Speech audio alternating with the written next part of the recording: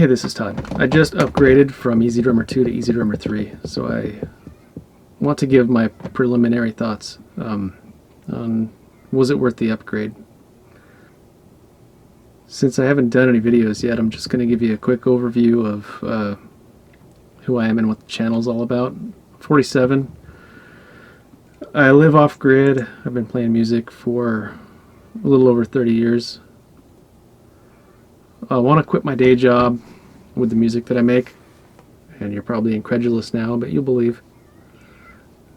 I'm working on my first album, and it's tentatively titled Making My Own Road, and I think I should have that done by late summer, early fall 2022 this year. So enough of that. What I use EZdrummer for, I probably use it for what everybody else uses it for, which is making my own songs. How I learned to use it, I built about a little over 30 covers of songs, and there were like hit for hit reconstructions, exactly as close as I could get them, which was really close. So I'll take you through.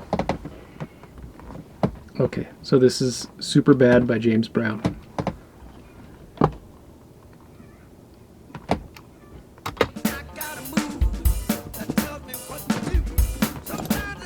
So if I mute the EZdrummer, you can see I've got the track on there as a guide, and then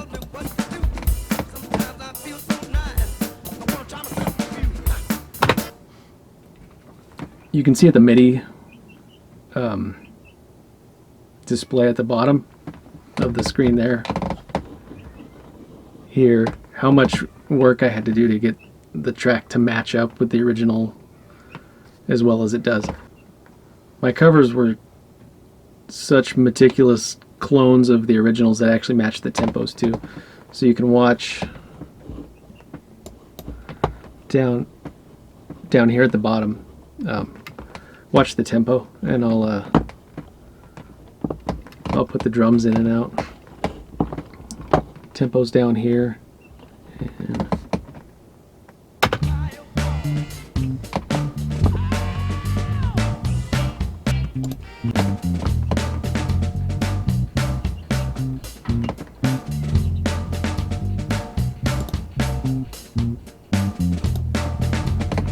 so it's just my bass and the EZdrummer drums. I had to be super creative with cutting up existing pieces of the EZdrummer MIDI. This was an Al Green song. This is an Al Green song. Let's just let it play. Take out the EZdrums for a sec.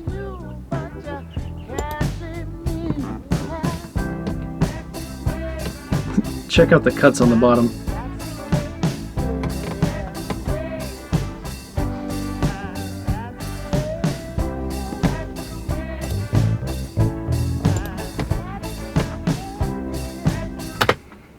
And I don't remember why, but I don't think I was actually able to edit the MIDI in Cubase AI, which was what I was using. Right now I'm on Cubase Elements, so I'm still slumming it in the trailer. Not with Cubase Pro, but with AI I don't think I was able at all to edit the MIDI in the MIDI grid in Cubase. And obviously in Cubase or EZdrummer 2, there's no way to edit the MIDI in there. So a lot of times I would have to try to record the MIDI with my mouse as the EZdrummer thing is playing. I'm just trying to click in a kick drum or something actually on the drum set, and it doesn't work that well. I mean, you can't time the mouse clicks that easy because it's not like a MIDI interface, and I'm just having to work with what I actually have. So obviously if I'm making my own album, I'm not just doing covers. And it's a little bit easier to make your own songs than to reconstruct a cover hit by hit, because you can kind of take inspiration from the groove that you're getting in EZdrummer. But sometimes, you know, when you're laying down the bass track and you're feeling the groove, and in the context of the chord progression and the lyrics and the mood and everything, you feel the groove just a little bit different, and it comes out just a little bit different. So I ended up with like some hits on the bass and some hits on the kick drum that would fall in different places because the groove was just a little bit different. So when they announced EZdrummer 3 and I saw that there was going to be the MIDI editor in there, that's what really got me interested in upgrading for the 80 bucks. It'd be 100 now because it's post-release. But so what I did in this track, I copied each piece of MIDI groove from EZ2, and I just you can do it like this. If I take this one, I just pop it over right there. It'll just ask me to include the tempo and just add the MIDI. And you only need to do that for the first time. And I did them one at a time. I just drug them all over. And I'll delete that one.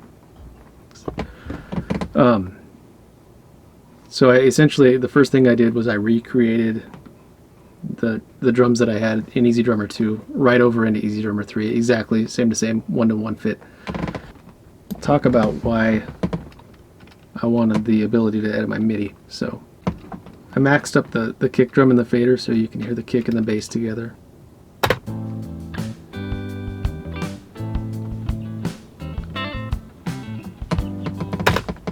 Okay, that was my old MIDI, and this is the altered one here in EZ3. Let me put the kick up in there. Same two measures.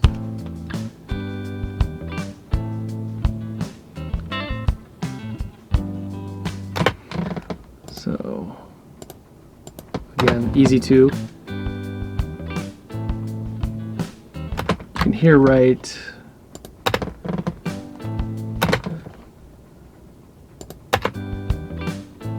here. Switch them back.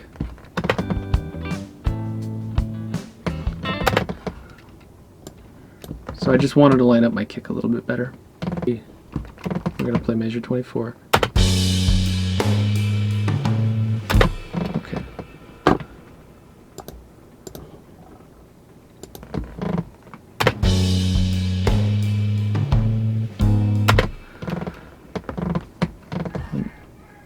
Do it one more time. A little switcheroo here.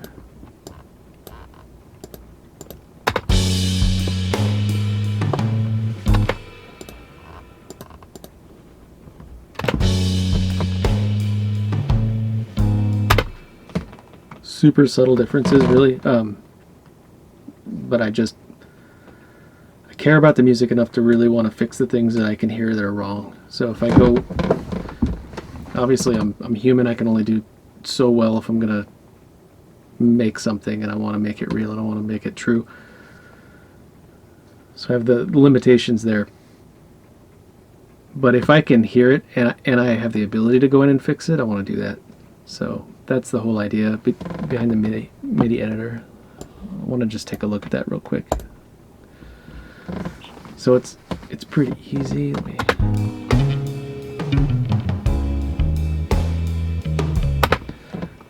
So I can hear my bass hit, and I can see here. This is, oops.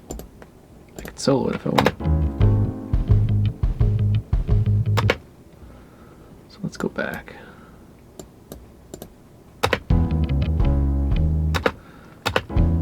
So I don't know what the grid looked like when I got it, but if it was there, it would sound like.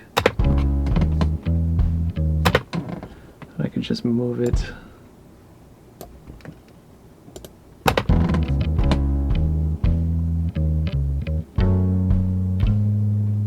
So I could even, if I didn't like that, oops. If I didn't like this second hit here, I could highlight it, take it out, but I like it. So it's pretty,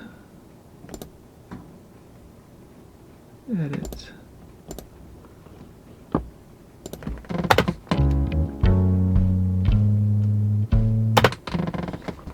That was the main reason I wanted to get EZdrummer 3 as the upgrade for 80 bucks. That was like 2 months worth of money that I thought was a pretty good investment, that I could make some meaningful improvements on my music. I've been downloading this thing. I'm on my 3rd day, and I'm up to 9.7 out of 15 gigs. So being off grid, don't have a good internet. I'm tethering off my cell phone to download this thing. And this is not what you want to see when you're looking at your download progress. It's kind of, you have to be really patient. So I don't have the sound library for EZ3 downloaded yet. And I'm kind of lamenting the old days when you actually got the disc and I could just have had it all the way in by now, except I'd probably be waiting on the shipping. So I still wouldn't have the initial program. So I was able to download the initial program the first day. I'm just still waiting on the sound library, that whole 15 gigs to get in. A couple of odd things I've noticed about EZdrummer 3. When I initially downloaded it and started it up, I had EZ2 and EZ3 open next to each other. They were open next to each other just like I have them here. And the graphics from EZdrummer 2 were on the EZ3, and the graphics from EZ3 were on EZ2. It was really weird, because I recognize the old one. It hasn't been doing that though. Now the new graphics just have taken over EZdrummer 2, so I don't see the old ones anymore. No, I think these are all the old graphics.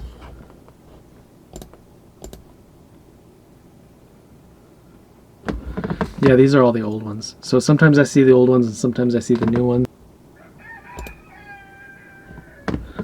Weird. So the drums sound just a little bit different.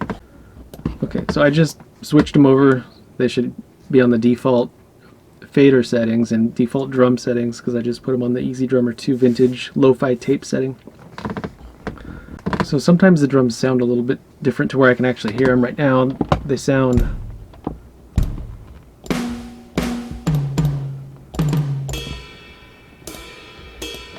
the same to me, but they are different. So if I play, see how it sounds like they're phased? If I take one away,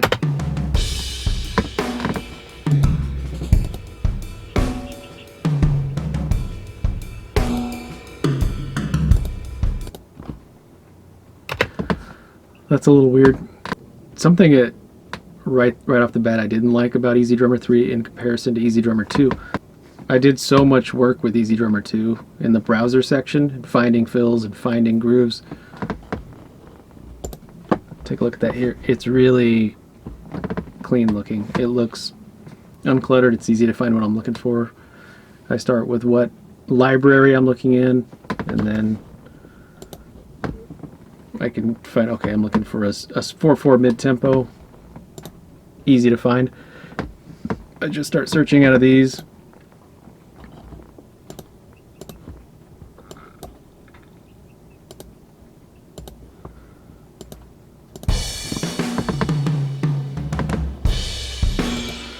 Just finding variations, and it's pretty easy. So in EZ3,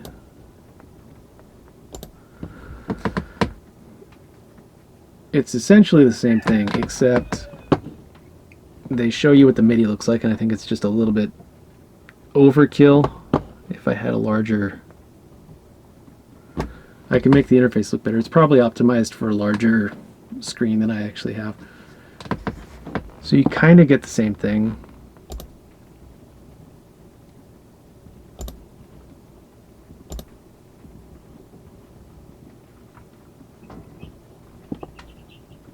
But it's not showing me anything because it's got some filter on, and I just haven't gotten used to that yet. There's some.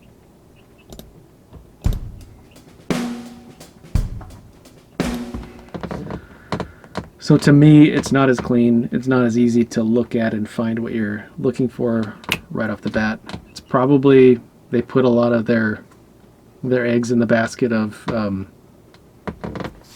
letting it do the finding for you and using the bandmate function, or where you can drag a piece of MIDI or a piece of audio in and it'll try to match things up. That's really not what I want. I want something, I kind of want to do that manually. I don't want to just leave things to the computer to do it for me, because